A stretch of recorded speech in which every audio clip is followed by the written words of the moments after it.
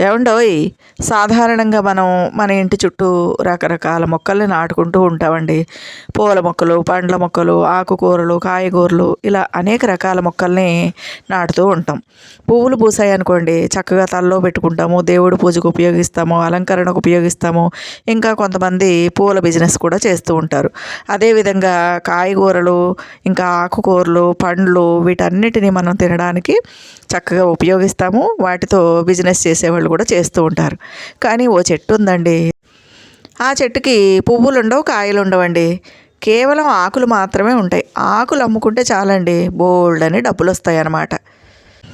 ఇంకా ఆ చెట్టు బెరడు అమ్ముకుంటే చాలండి, బోల్డని డబ్బులు వస్తాయి.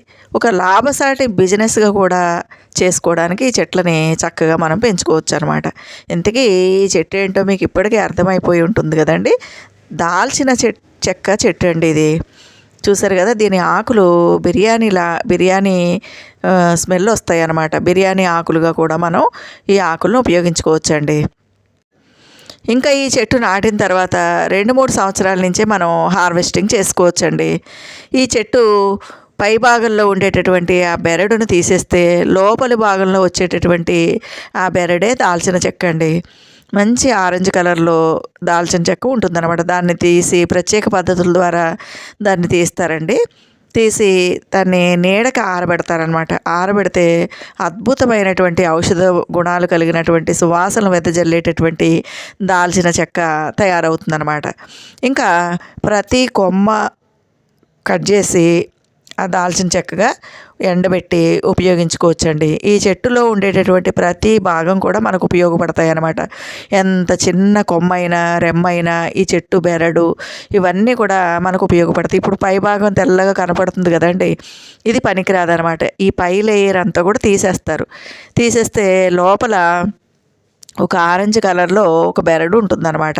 ఆ బెరడే దాల్చిన చెక్క అండి. పైకి మాత్రం మనకి దాల్చిన చెక్కలాగా మనకి కనిపించదు అనమాట. ఆ పై లేయర్ తీసేస్తేనే లోపల భాగంలో దాల్చిన చెక్కకు సంబంధించినటువంటి బెరడు ఉంటుందండి. దాన్ని ప్రత్యేక సాధనాల ద్వారా దాని చర్మాన్ని అంతటిని ఒలుస్తారనమాట. ఒలిచి నీడకు ఆరబెట్టి అప్పుడు దాన్ని అమ్ముతారండి. కాబట్టి ఈ చెట్టు వేసుకున్నటువంటి 2-3 సంవత్సరాల నుంచే ఇది కోతకు వస్తుందన్నమాట. అదేవిధంగా దీని చెట్టు ఆకులన్నీ కూడా మంచి సువాసన భరితంగా ఉంటాయండి. ఈ చెట్టు ఆకుల్ని మనం ఎండకి బాగా ఎండబెట్టి బిర్యానీ ఆకుగా కూడా ఉపయోగించుకోవచ్చు అనమాట. అంటే ఈ చెట్టుకు సంబంధించినటువంటి ఆకులు కావచ్చు, బెరడు కావచ్చు, చిన్న చిన్న కొమ్మలు, రెమ్మలు ఇవన్నీ కూడా మనకి స్పైసెస్ కింద ఉపయోగపడతాయి అన్నమాట. కాబట్టి లాభసాటి బిజినెస్ చేయాలనుకునే వాళ్ళు ఈ దాల్చిన చెక్క చెట్టుని చక్కగా వేసుకోవచ్చండి. ఇంకా మనం ఇళ్లల్లో కూడా ఒక మొక్కని తప్పనిసరిగా నాటుకోవచ్చండి. ఎందుకంటే దీనికి చీడపీడలు కూడా పెద్దగా ఉండవన్నమాట. ఎందుకంటే ఈ చెట్టు నిండా కూడా ఔషధాల మయం. ఈ చెట్టు అంతా కూడా ఆకులు కావచ్చు, కాండం కావచ్చు, బెరడు కావచ్చు, ప్రతి కొమ్మ రెమ్మ ఒక ఘాటైనటువంటి వాసనలు వెదజల్లుతూ ఉంటుంది. కాబట్టి ఔషధ గుణాలు కలిగినటువంటి మొక్క కాబట్టి దీనికి చీడపీడలు అనేవి కూడా చాలా తక్కువగా వస్తాయి అన్నమాట. ఇంకా దీని చెట్టు ఆకులు చూడడానికి చక్కగా నిగనిగలాడుతూ మెరుస్తూ అందంగా కనిపిస్తాయండి. దూరం నుంచి చూస్తే సపోటా చెట్టు ఆకుల్లాగానే మనకి కనిపిస్తాయి అన్నమాట. ఇకపోతే ఎరువుల సంగతి మనకు తెలిసిందేనండి. కిచెన్ కంపోస్ట్ మనం వాడుకోవచ్చు.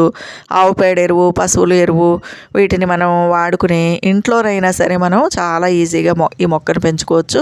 లేదా తోటల్లో కూడా నిరభ్యంతరంగా ఇలాంటి చెట్లను పెంచుకుంటే మంచి ఆదాయం కూడా వస్తుంది. మన ఇంటికి సరిపడేటటువంటి దాల్చిన చెక్క, బిర్యానీ ఆకుల్ని మనం ఇంట్లోనే తయారు చేసుకోవచ్చండి. చూసారు కదండి ఈ వీడియో. ఇగో చెట్టు ఆకులు ఈ విధంగా ఉంటాయండి. దీనిపైన ఉన్నటువంటి ఒక లేయర్ తీసేస్తే ఈ విధంగా ఉంటుందండి లోపల. ఇదే దాల్చిన చెట్టు. దీనికి ఈ విధంగా చిన్న చిన్న పువ్వులు వస్తాయి అన్నమాట. చాలా అందంగా ఉంటాయండి పువ్వులు. చూసారు కదా, ఈ విధంగా ఉంటాయండి దాల్చిన చెట్టు మొక్కలు. కాబట్టి ప్రతి ఇంట్లోనూ తప్పకుండా ఇలాంటి మొక్కల్ని, ఔషధ విలువలు కలిగినటువంటి ఇలాంటి మొక్కల్ని ఖచ్చితంగా నాటుకోవాలన్నమాట. మన ప్రాంతాల్లో కూడా ఈ మొక్కలన్నీ కూడా పెరుగుతాయండి చక్కగా. అందుకని ఇళ్లల్లోనూ వేసుకోవచ్చు. ఎవరికైనా పొలాలు ఉంటే పొలాల్లో వేసుకోవచ్చు. తోటల్లో కూడా వేసుకోవచ్చండి. వీటిని, ఈ ఆకుల్ని, ఈ బెరడ్ని మనం కషాయం చేసుకోవచ్చు, టీ కాసుకోవచ్చు. లేదంటే మనం బిర్యానీ చేసుకున్నప్పుడు దాంట్లో కూడా వేసుకోవచ్చండి. ఈ వీడియో నచ్చితే లైక్ చేయండి, షేర్ చేయండి, సబ్స్క్రైబ్